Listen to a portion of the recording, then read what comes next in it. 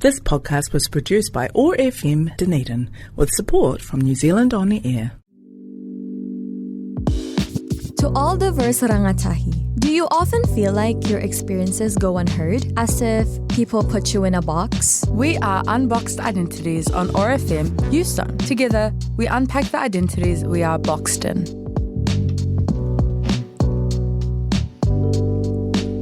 Assalamu alaikum. Magandang hapon sa inyong lahat. Kia ora, everybody. We have Malak and Betty. and Unboxed Identities. And today, ladies and gentlemen, esteemed guests and listeners, we have a beautiful guest with us in the studio, in the red studio. And drum roll, please.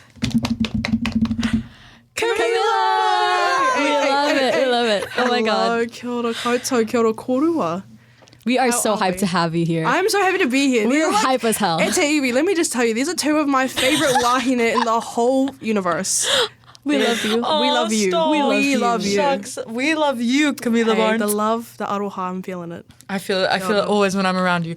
So Betty and I have the pleasant privilege to know Camilla through Please! Oh, that's so kind. the That's toast really kind. talk. I'm sorry. That's crazy. No, I'm kidding. Through multiple initiatives, and we'll get more into that soon. But beautiful Camilla, would you like to tell us a little bit about yourself until we deep dive more into that? Yes, I would love to. So, tēnā koutou, tēnā kōrero. My name is Camila. I am 16. I'm in year 11. I'm just a baby. I love how I say baby, Cut but that right. I know. That's so bad. I'm so sorry. Okay. bro, that's me half the time on the podcast. Do you No, want me for to real end the though. podcast? It's okay. We've been doing this for a while. Hi to Tonu. Okay. I'm in year 11. I whakapapa Māori to Ngāti Tū Wharetuaki Kāwaro.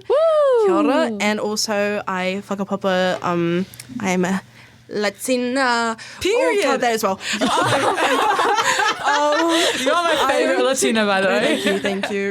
I'm Chicana, which is more of like a political identity. We have whakapapas to colonial Spaniard and Indigenous Native American. Beautiful. Indigenous woman. And also I have whakapapa to England. Yeah. Really? Wow. Yeah. That's a lot. That's a new one for me. Wow. Wait, on which side? My dad's. Yeah. Yeah. I did that. I did know that actually. That's so cool. Oh Yeah. my gosh. Thank you so much for introducing yourself, Camila. Now we shall go on to a quick fire segment about highlight, lowlight, and something of the week that you want to share. So would you like to start us off? I would love to start. Guys, I've got my highlight locked and loaded. It's a iwi. My beautiful band called Niche, including me and six other people in my year 6 or group. 7? Right. On the fit. So my band Niche competed in Rock Quest on Oh my God, Saturday. And that was our yes. first time out. Like we only came together at the start of this year. So Oh, wow. we wrote a song, performed it at Rock Quest. It felt pretty good, like on stage things. The vibes were good. And I found out yesterday that we got through 2 regional finals. Oh my God. That's Congratulations. amazing. Shout out to Shout out to Niche. Niche. We will be playing in the Regent where it's held on the 19th of June. So In the room where it happened. well, you should be in the room where it happens, Iti. What day? You should 19th of June. Oh, penciling we that in. love Thank you. that. Oh, no, unfortunately, I'll be That's okay. Wellington. That's all good. Oh, no. Okay. That's okay. We love That's that. okay. But yeah, shout out to Niche. That's my highlight of the Oh, week. I love that. My low light. The political and economic state of the world right now. That is so valid. Jonas, cut that one out too. right. Totally fine. Yeah, fair enough. That's probably all. That's about that's my low light, TBH. Yeah. But Anything you're excited for? Excited for regional finals. love That's that. it. Love that. Yeah, for you. love Yeah, that. that's amazing. Lots of practice gonna. Yeah, definitely locking in. Definitely locking in. BT, what about you? Highlight of the week? It's actually difficult. I would say that I finally finished one of my assessments. Yay! That's a highlight That for is a my highlight. week. And That is 'cause- such a 'cause highlight. I feel like a couple weeks back, your low light was the fact that you had so many assessments. And now I finished one. Oh, So yay! Awesome. Amazing. Alhamdulillah. Kia ora. And I guess my low light is the fact that I have more assessments. Oh, right. We love having never-ending assessments. Of course, we're in year 13. It's like the last year, so it's like Home stretch. Home run. It is. No, exactly. So you just gotta power through a bit more, and then we're done. You've got this. You've got this. And anything I'm excited for this week? I'm hosting a Filipino lunch like really soon. Period.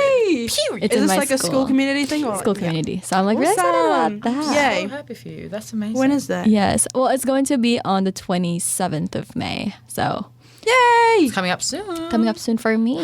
Not when this episode is released, though. Yeah, as of recording, it As is of coming up recording. soon. Right. What about Beautiful. you, Malak? What is your highlight, low light? Yeah, so for me, my little wee highlight of the week, not much. I've been really busy. I'm really excited for the Layers of the Identity launch on Friday.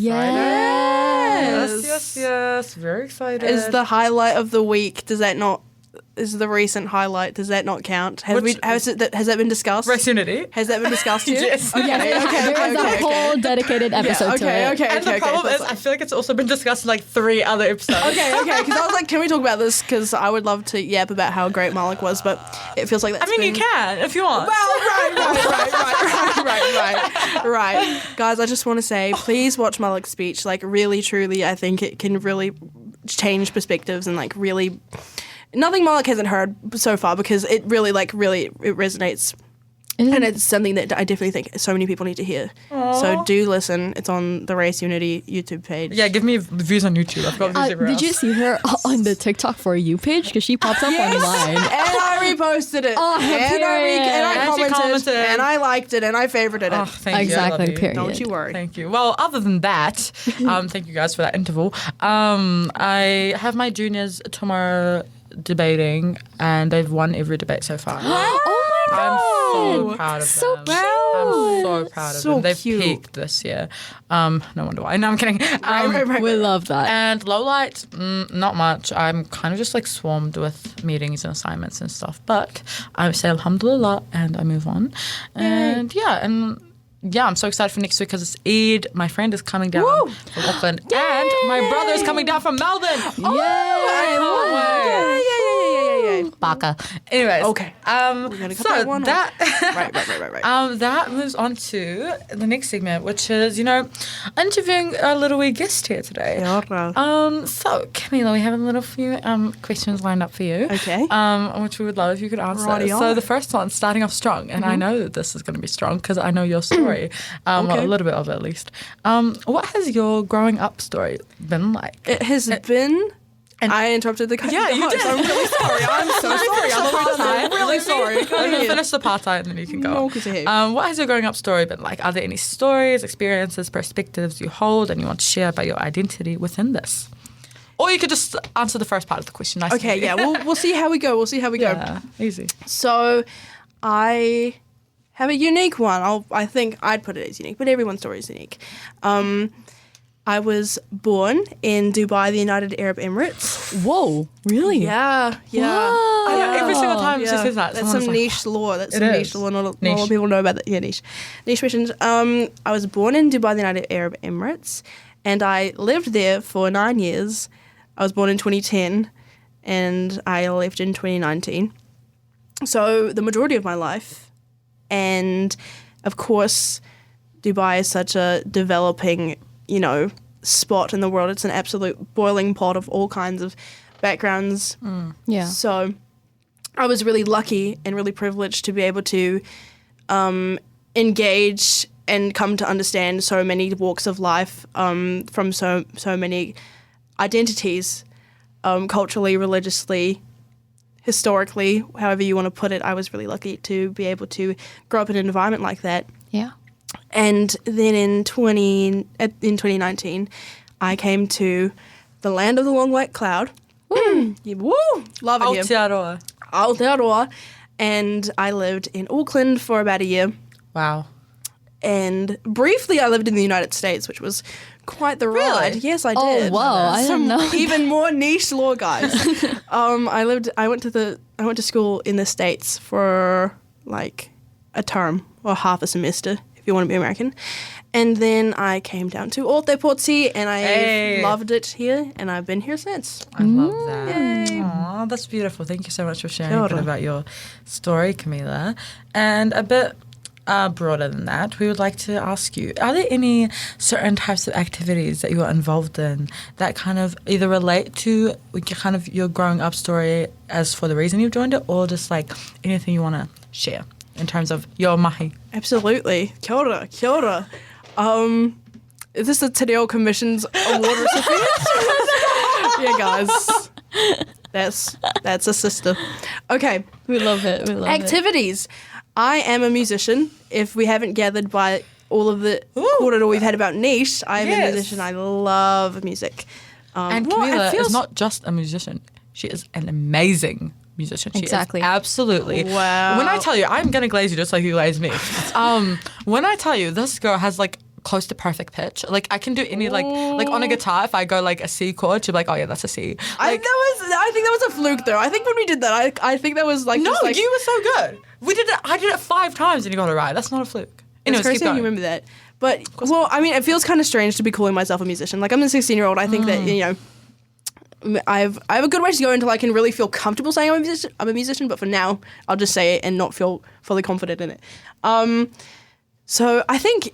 Yeah, when we talk about music is something that is, for most cultures, there are some exclusions, but for most cultures is something that is really significant, that we're definitely bonded by, that doesn't really have any barriers or borders. So I think music is something that I think I can go anywhere and really appreciate whatever kind of music comes from that group of people. My main instrument is violin. I've been playing violin for 5 years. That's so cool. Which when you talk to most pro violinists, they started playing when they were like 2 months old, but so I'm a little bit behind. But I do enjoy classical music. Yeah. But it's definitely not the instrument that I practice the most. You can ask my violin teacher. I'm not proud of it, but I'm working on it. Which instrument do you practice the most? If you want to count it as an instrument, I think I practice my singing the most. Yeah, that is an instrument. Your voice is an instrument. Yeah, absolutely, yeah. So that's why, hence the vocal stems. Hence the right. Exhibit A. So yeah, music is definitely what I love. That's an activity. I recently closed a couple of weeks ago a show that I was in, The Little Mermaid, and I was very lucky to be playing. Okay, so Camilla Barnes was Ursula in The Little Mermaid of her school. And she was amazing. She's absolutely stunning. She was amazing. That is very kind. It is a school musical, so at the end of the day, it's not like, the explosion of the universe, but it was definitely really significant to me. The Little Mermaid was a show that I loved when I was very little, and it was the first musical I ever went to, and I loved the story and I loved the characters, and I was very lucky to have this full circle moment coming back to play a goated character, if I do say so myself. Ursula literally is goated. So funny. She's so funny. It matches your personality so well. Right. The evil antagonist that like kills so many people. Yeah, Exactly. Yeah, love her so much. Yeah. No, like getting to know like that kind of Ursula's just a great character, because my mum actually gives me this advice all the time anytime I get cast as a character, and she says, whether or not you realize it, what you've been cast as, there's something to learn from that character. There's something to learn about yourself from the character. And I think that Ursula's unapologetic humor and viciousness and fierceness is definitely something that I've been really grateful to have learned and interacted with and engaged with over the course of doing this show. So that was a lot of fun. Yeah. Beautiful. Thank you so much for sharing that, Camila. That's really special.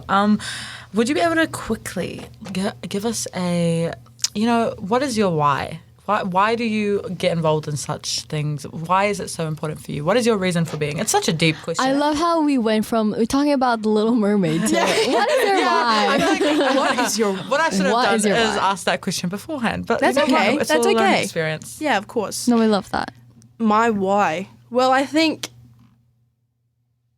Woo! Let me. It's a really deep one. Like I feel like it's a deep just question. trolling until you got your words. I feel like for me, I've seemed like I know my wife so long, but I've only recently really connected with it and been able to verbalize. So it's quite a hard, difficult thing. So I appreciate you for Well, I think, like, I've been thinking about it a lot, like, this week. Really? And it's how do we show manaakitanga to each other and to ourselves?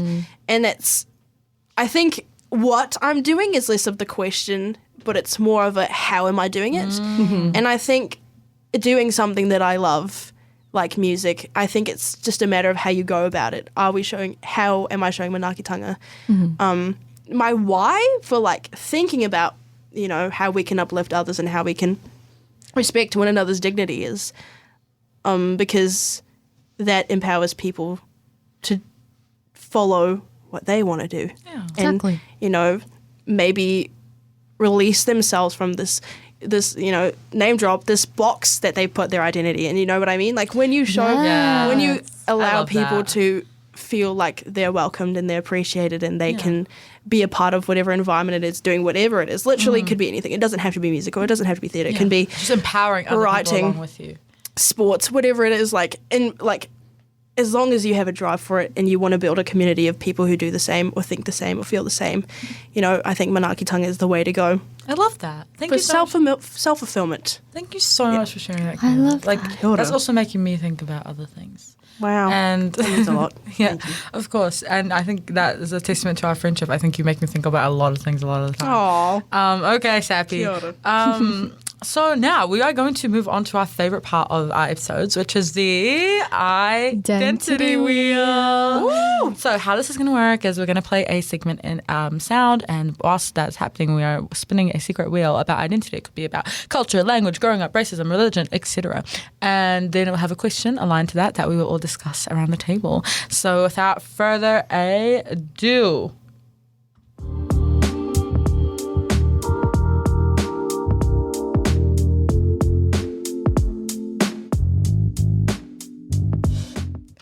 Okay. Can I just say before we start, I really like We those got- chords. Thank you.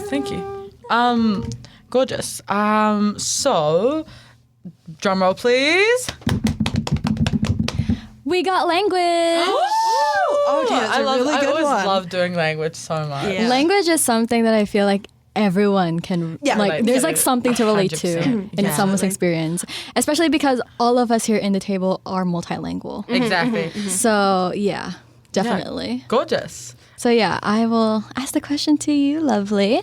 So question is, how do you mix languages or slang to show your identity, whether in casual conversations or formal settings? Follow up, do you struggle with code switching?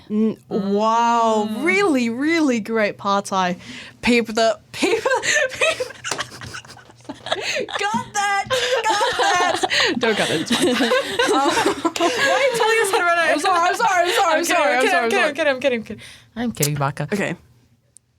Yeah. Okay. Okay. Silence. Okay, silence. So give me Look, I think language is, again, like, everyone has their own language. You know what I mean? Yeah. Like, everyone, and like, but like, even then, what does that mean? But like, communication is what I'm talking to. Like, Yeah. the importance of communication and how that frames the environment and the landscape of whatever mahi we're trying to do and trying to achieve is vital. Like, if you The elephant in the room. I love that. Okay.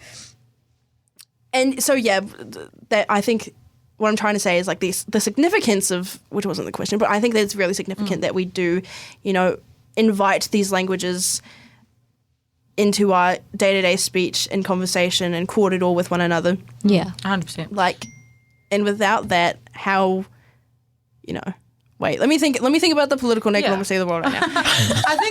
I think just whilst you're doing that, I think in terms of mixing languages, that's such an interesting thing because I found it so niche when I was younger that one of my cousins, we were in Palestine, not cousins, family friends, we were in Palestine and she speaks English, she's from New Zealand, born, whatever, and she was like, Mama, I want Shay. and Shay is tea. So it was like, that was my first ever encounter of mixing languages, of like saying English and Arabic. And I remember that so distinctly because I cracked up laughing. But now I do that all the time. Yeah. Like I'm always like at home, I'm like أنا بدي أروح to the like podcast studio اليوم. Not because like I'm lesser in any language, but because that's just naturally how my brain is thinking. Yeah. Yeah. And I kind of struggle with preventing myself from speaking Arabic with non-Arabic speakers. Right. Because like That's in my the normal same for me. conversations, That's the same for me. Because oh my gosh, how many times Biddy and I have been talking, and then Biddy just pulls out some Filipino words, and I'm just like, yeah, and, Yeah, no, exactly. That's what I was going to say. yeah, No, exactly. You read me like a book, but yeah, I love that. So yeah, it's like code switching. That's what it's called. It's like when Yeah. Oh, my bad. yeah, it's what it's called. Like when you code switch between two different Yeah. languages. Yeah. So yeah, do you struggle with code switching? To be honest with you, high key, yeah. Because, well, I think okay, let me run it back to the start, okay? Yes, of course. Like growing up, like I said, like because stop saying like growing up coming to understand so many walks of life, you understand what is kind of acceptable in some spaces and what isn't. And now I think it just comes naturally that I'll entirely change. Like I have this ideology of a chameleon in my head sometimes, and I'm just like, okay, how can I become like a bug on the wall in this room? And I think that's kind of a part of, I think that's a telltale byproduct of oppression and Honestly, racism. yes. It's like women thinking about how can I make myself so small in this space that I'm not noticed. You know what I mean? And I think that it's just like a product of decades upon decades of colonization and oppression from every which way you want to look at it, unfortunately. And so I try to be myself and try to be authentic. And to be honest, I think, but that being said, I don't think that code switching is necessarily a wrong thing either. Like at if all. It's I just would, like interesting to see how your brain works. yeah. Like if I were to go into a Filipino setting and like not partake in any of like the cultural exchanges that are expected, or like however that may be done, or vice versa, if someone to come into a Māori environment and, you know, not participate in tikanga, like that would, you know, that's not necessarily respectful. So it's how can we meet the moment and respect the people around me and the environment that I've been in its history, but also how can I be, you know, proud and confident and fully myself. So it's something that I do think about actually quite a bit, and I think it's something that you kind of live and you learn through experience and over time. Yeah. Thank you for sharing that. That's so real. Yeah, because I mean, at least from my experience, like because I am surrounded by Filipino friends, we would naturally speak Filipino to each other all the time. And then when I come back and actually talk to my friends who don't speak Filipino and I slip up and it's like, oh, my bad. There has been a time where I accidentally, because I have been speaking Filipino all day and haven't talked to anyone else in English, that I asked my English teacher a Filipino question, fully expecting her to understand what I mean. And she was like, what? And that's when I was like, oh, no, code switch. Yeah. Not that way. Yeah. But also code switching isn't just like switching language, it's also like switching how you present yourself in that language, I would say. Yeah, because me in Filipino is different than me in English. 100%. 100%. And it Absolutely. might be the same for you guys. Yep. No, for me, 100%. Yeah. No, where you go? I was just going to say, we had a conversation with Malika about this one, about how, like, our voices, like, tend to be higher or lower in another language. Do you relate? Yes. I actually, here's some even more niche lore. I went on this, like, crazy rampage when I was 10 and 11 and 12, where I was relentlessly learning Japanese. Oh, wow. And I actually, to be honest, Canon event. looking back now, I was actually got pretty proficient. I could fully read katakana and hiragana, which are the easiest ones you can learn, the easiest kinds of Japanese that you can learn. The other one is kanji, which is really not easy to read or write. And I actually really enjoyed it, and I think it definitely helped me understand the lens of how language informs character of people and societies. Like, and same with Te Reo Māori. Te Reo Māori is something that I didn't, because I grew up in the Middle East, I didn't really have much connection to my tuakiri Māori. And then coming to New Zealand and learning about my language, which is, of course, informed by history of te ao Māori and how we understand things, which is, still relevant in different ways. But also then how do we engage that with this new New Zealand that we've come to understand the way that this land is now. Yeah. It's an ongoing dance that is like a lifelong journey, but it's something that I think is so fascinating. And I love, love, love language's ability to connect people. Yes. 100%. And like, because if I were to go up to any like Japanese students at school and like speak Japanese to them, they get so excited and seen. And I would feel the same way if 100%. Yeah. If a Japanese student came up to me and spoke Māori, you know what I mean? Like, real. And I think for me, like once I was at an event and there was this lady who I knew was Arab, but she doesn't really speak it that much. But I went up to her and I said marhaba, which is hi in Arabic, and she then gave me a shout out in front of the whole room. It was like thank you to the girl who came up to me, spoke that language because it means so much to me. I think that's a beautiful way to end our kōrero today. Yeah. It was lovely having you, Camila. Thank you so much for having me, guys. Oh my gosh. Thank you. So yeah, we will see you guys next week. Wa alaikum assalam. Pala. Ka kite. That's today's episode of Unboxed Identities. You can find more episodes on oar.org.nz, Spotify, and Apple Podcasts. Remember, you don't have to fit into the box to belong.